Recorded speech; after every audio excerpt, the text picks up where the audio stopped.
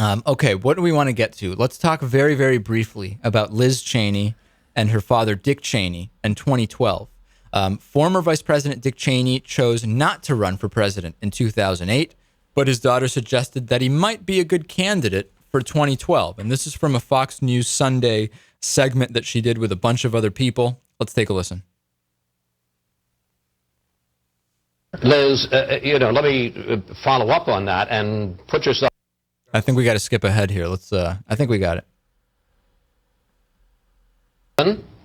No bow. Bill Kristol, what do you make of Bowgate? Sarah Palin would not have bowed to the man. She wouldn't even have curtsied to him, you know?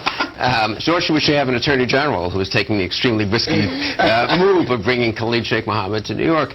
Well, I don't know. I mean, you could also look at the comparison and think Cheney 2012 Yeah. Really? How far do you want to go with that? Wait a minute. Make news. Let Liz make news. Okay. That's all. Okay, well, that is certainly a scary thought, and I would be concerned that Dick Cheney might get upset during a debate and shoot one of the other candidates in the face, as we know he has done, has he not? He has shot and killed people. Yes. He didn't kill that guy.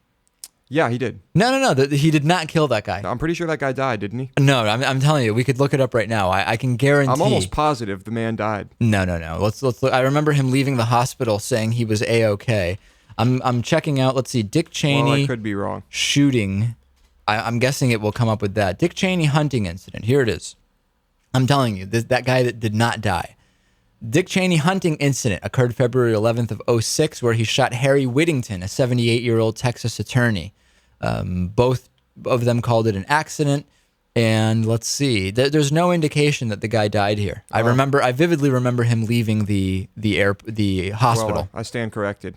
Whittington injury. He was injured in the face, neck, and upper torso. He was in stable condition immediately, and he was discharged. Yeah, I assume. I mean, he's an older guy, but I believe that he is still alive. I think we would have heard of it if he died. Would we have not?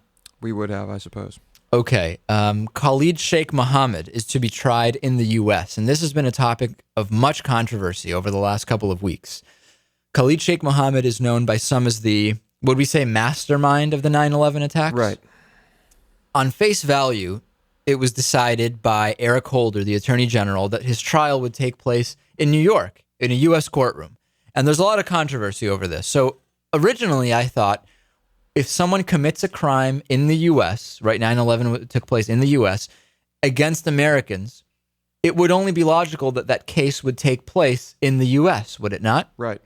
But what would the logic be for doing it elsewhere? So some say enemy combatants and terrorist situations are different, and they should not be tried in a regular court of law, but they need to be tried either in some kind of military tribunal, which may or may not be in the U.S., or in some kind of other scenario, because you don't want someone, and this is what someone emailed me today and said, you don't want someone given the option of getting out of a conviction for some legal loophole, which to me makes me ask, what does that say about the legal system? If you're really concerned about getting a conviction, you don't use the U.S. legal system is essentially what they're saying, which is concerning to me.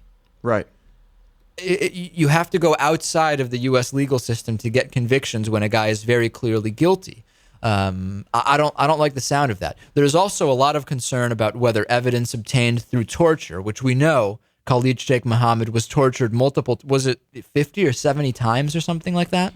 Was he the one who was waterboarded like 300 times? I don't know if it was 300. I think that when they say 300... No, maybe it was like 180 or something like that. Something like that. It was a lot of times. That the evidence, what they obtained from him during those waterboarding sessions is inadmissible. Mm-hmm. That could be trouble for a case where, as it is, we know that there are problems with what we get from people when they're tortured. And as it is, what is and isn't admissible in court is very restricted. And there's you could study 4 years of law just about evidence and what is and isn't admissible.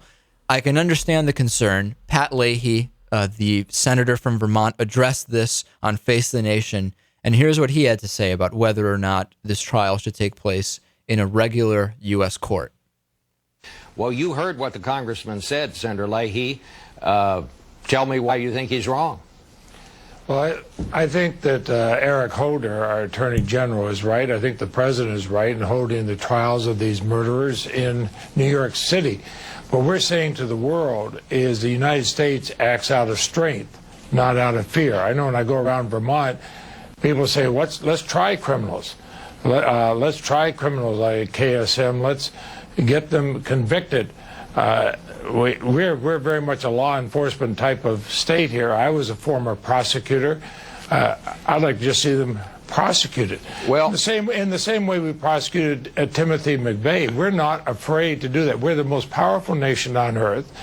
We have a judicial system that's the envy of the world. Let's show the world that we can use our power, we can use our judicial system, just as we did with Timothy McVeigh, and send the people and convict the people. But Timothy McVeigh was an American. He was not what some people would call an enemy combatant. Won't this be a circus of sorts, though? That's what the congressman is saying. He says it's going to just turn into a propaganda show. Okay, and it very well may, and this is a trial that literally could go on for years and years.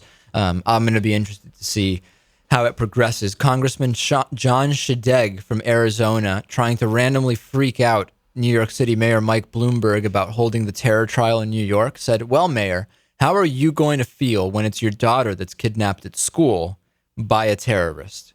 Which is a strange angle to take with Michael Bloomberg, is it not? I suppose. It's a little bit odd. I don't know that I would have pulled. Well, lots of people are throwing a fit about, well, what happens if this man is released on U.S. soil? That's another reason why people don't want to have the trial on U.S. soil, but I think that's kind of ridiculous. What's one guy with no money, no home, or no knowledge of the language going to do? Well, presumably he's so connected to all of his Al-Qaeda buddies that he would immediately just be swept up and he wouldn't have to worry about finding a place to live or about money. But I don't know. Doubt that.